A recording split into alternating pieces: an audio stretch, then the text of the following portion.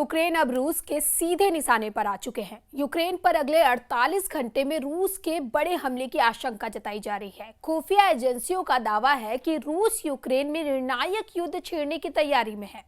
दूसरी ओर पोलैंड ने नाटो के साथ मिलकर ऑपरेशन एनाकोंडा की शुरुआत कर दी है। इस ऑपरेशन का मकसद है रूस को उसके ही अंदाज में जवाब देना। पोलैंड में भारी सैन्य जमावड़ा हो चुका है और नाटो की सेनाएं भी वहां तैनात है।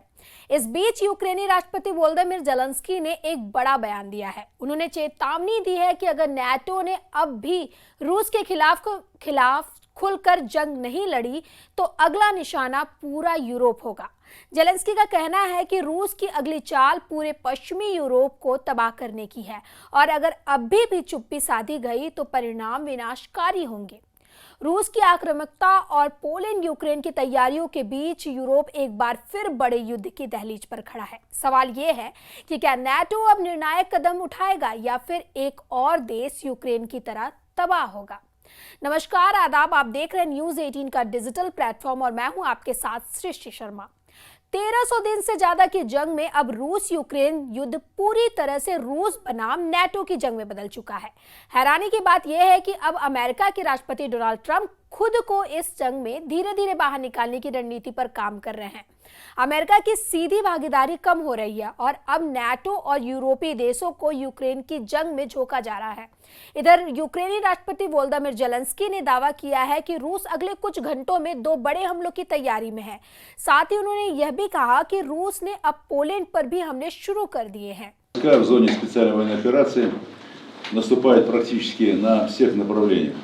При этом наиболее упорные бои развернулись на красноармейском направлении, где противник любыми способами, не считаясь потерями, стремится остановить наше наступление и перехватить инициативу. Для этого командование ВСУ в район Красноармейска перебросил наиболее боеспособные и подготовленные подразделения в ущерб другим направлениям, на которых наше наступление развивается. रिपोर्ट्स के मुताबिक रूस के 21 आत्मघाती ड्रोन पोलैंड में घुसे, जिसके बाद पूरे देश में हाई अलर्ट घोषित कर दिया गया। पोलैंड ने तुरंत नाटो सेनाओं के साथ मिलकर एनाकोंडा डिफेंडर 25 ऑपरेशन लॉन्च किया, जिसे रूस के खिलाफ ब्रह्मास्त्र माना जा रहा है। आज हम बात करेंगे कि कैसे सितंबर महीने में ही रूस ने 4000 से ज्यादा हमले कर यूक्रेन को जबरदस्त नुकसान पहुंचाया और अब ये जंग यूरोप के हर कोने तक फैलने की कगार पर है। यूक्रेन से जहां पर रूसी हमलों में भयंकर तांडव मचा हुआ है, दावा किया जा रहा है कि अभी रूस जो हमले कर रहे हैं वो सिर्फ ट्रेलर है। पिछले 72 घंटे में रूस ने यूक्रेन के पूर्वी हिस्से में जो हमले किए हैं उससे यूक्रेनी सेना के चिथड़े उड़ाकर रख दिए हैं। रूस की सरकारी समाचार एजेंसी टास ने रक्षा मंत्रालय के हवाले से बताया कि पिछले दिनों अग्रिम मोर्चे पर लड़ाई के दौरान यूक्रेनी सेना के 1500 से ज्यादा सैनिक मारे गए। हालांकि यूक्रेन के इस दावे की पुष्टि नहीं की है। यूक्रेनी सशस्त्र बलों के जनरल स्टाफ ने इतना जरूर माना कि पिछले दिन रूस ने अनुमानित 1020 सैनिकों के साथ साथ 360 मानव रहित हवाई वाहनों और 36 तोपखानों प्रणालियों को भी खो दिया है। कुछ रिपोर्ट में दावा किया गया कि रूस ने यूक्रेन के कीव और पोल्टावा शहरों पर ड्रोन हमले किए हैं। इन हमलों में कई लोग घायल हुए और एक गैस स्टेशन को भी काफी नुकसान पहुंचा है। इधर यूक्रेनी राष्ट्रपति वोलोदिमीर ज़ेलेंस्की ने कहा कि रूस ने सितंबर में अब तक यूक्रेन के खिलाफ 3500 से अधिक ड्रोन और लगभग 190 मिसाइलें दागी हैं। ज़ेलेंस्की ने रूस के इन हमलों को हवाई आतंकवादी अभियान बताया है, जबकि दूसरी तरफ रूस ने दावा किया कि उसने पिछले 24 घंटे में 357 यूक्रेनी ड्रोनों को ब्लैक सी के ऊपर मार गिराया है। इस बीच रूसी सेना प्रमुख ने युद्धग्रस्त क्षेत्र में जवानों से मुलाकात की और डोनेट्स्क पर कब्जे के लिए सैनिकों को सम्मानित किया। इधर यूक्रेनी राष्ट्रपति वोलोदिमीर ज़ेलेंस्की ने सोशल मीडिया प्लेटफॉर्म एक्स पर लिखा कि हालांकि रूस ने इस साल सुमे नोवोपावलिविका, प्रोकोवस्क और ज़ापोरेजिया में आक्रामक तैयारी की थी, लेकिन रूस ने इतने ज्यादा सैनिक खो दिए हैं कि अभी तक उनके पास बड़े पैमाने पर आक्रामक कार्रवाई करने की ताकत नहीं है। इधर कुछ खबरों में दावा किया जा रहा है कि पोलैंड ने यूक्रेन पर हो रहे रूस के भयानक हमलों को देखते हुए एक बड़ा सैन्य मिशन शुरू किया है, जिसे एनाकोंडा डिफेंडर 25 नाम दिया गया। जानकारी के मुताबिक एनाकोंडा डिफेंडर 25 नामक एक बड़ा सैन्य अभ्यास इस साल की शुरुआत में रूस और बेलारूस के संयुक्त सैन्य अभ्यासों की सीधी प्रतिक्रिया के रूप में शुरू किया गया है। 1 सितंबर से शुरू हुए इस अभियान में नाटो सहयोगियों के साथ पोलिश सेना के 3000 से अधिक सैनिक हिस्सा ले रहे हैं। आधिकारिक रिपोर्टों के अनुसार इस अभ्यास में टैंक, बख्तरबंद वाहन और विमान जैसे 600 से ज्यादा भारी सैन्य उपकरण तैनात किए गए हैं। कुछ एनालिस्टों का मानना है कि यह अभ्यास रूस को एक कड़ा संदेश और शक्ति प्रदर्शन है, जो यह दिखाता है कि पोलैंड और नाटो पूर्वी यूरोप में अपनी सैन्य ताकत को बढ़ा रहे हैं।